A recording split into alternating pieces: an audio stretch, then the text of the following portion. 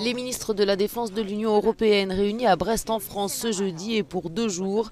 Objectif de cette réunion, discuter de la sécurité du continent et notamment de la crise ukrainienne.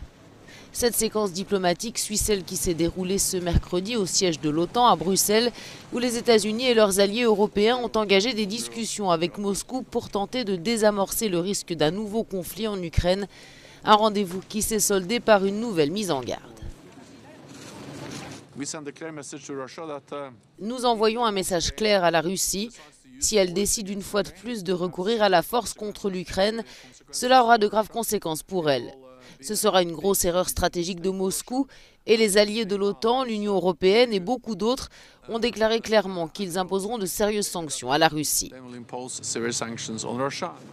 Le rendez-vous de mercredi a marqué le premier face-à-face entre l'OTAN et la Russie depuis 2 ans et le fossé entre les deux parties semble plus profond que jamais.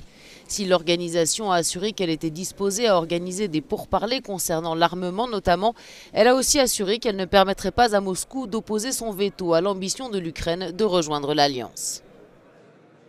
Les Occidentaux accusent Moscou d'avoir massé ces dernières semaines quelques 100 000 soldats, des chars et de l'artillerie à la frontière avec l'Ukraine pour préparer une attaque contre ce pays. Une intention niée par la Russie qui assure vouloir simplement préserver sa sécurité territoriale et stopper l'expansion de l'OTAN.